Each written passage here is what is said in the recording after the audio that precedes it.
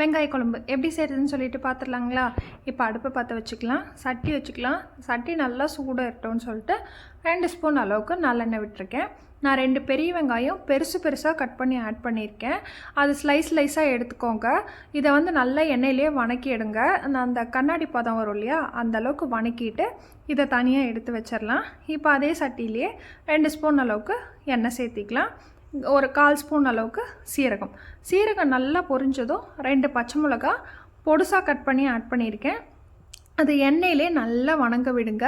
இப்போ நான் 2 பெரிய வெங்காயம் வந்து பொடுசாக கட் பண்ணி சேர்த்துக்கிறேன். அதையும் நல்லா வணக்கிட்டு அந்த பச்சை வாசம் போகிற அளவுக்கு வணக்கிட்டு 2 ஸ்பூன் அளவுக்கு இஞ்சி பூண்டு பேஸ்ட்டு சேர்த்துக்கிறேன். அதுவும் நல்லா கலந்து விடுங்க.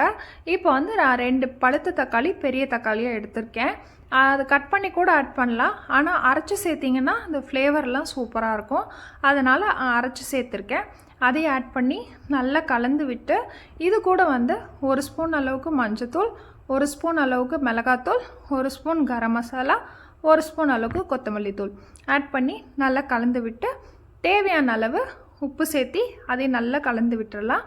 இப்போ நான் வந்து 1 கப் அளவுக்கு கெட்டி தயிர் எடுத்திருக்கேன். இது வந்து 3 கரண்டி அளவுக்கு வரும்னு வச்சுக்கோங்களேன். புளிக்காத தயிராக எடுத்துக்கோங்க, அப்போ தான் அது சூப்பராக இருக்கும். அந்த தயிரையும் ஆட் பண்ணி நல்லா கலந்து விட்டுடலாம். இப்போ நான் வந்து கொஞ்சமாக தண்ணி சேர்த்துக்கிறேன். ஏன்னா குழம்பு வந்து கொதிச்சு வரப்போ கெட்டி ஆகிடும். அதனால் கொஞ்சமாக தண்ணி சேர்த்தி நல்லா கலந்து விட்டு கொதிக்க விடுறேன். கொதி வந்ததுக்கப்புறம் நம்ம வணக்கி வச்சுருக்க வெங்காயத்தை வந்து இது கூட சேர்த்துக்கலாம். இப்போ வந்து நல்லா அந்த குழம்பு வந்து சுண்டி எண்ணெய் பிரிஞ்சு வரும்.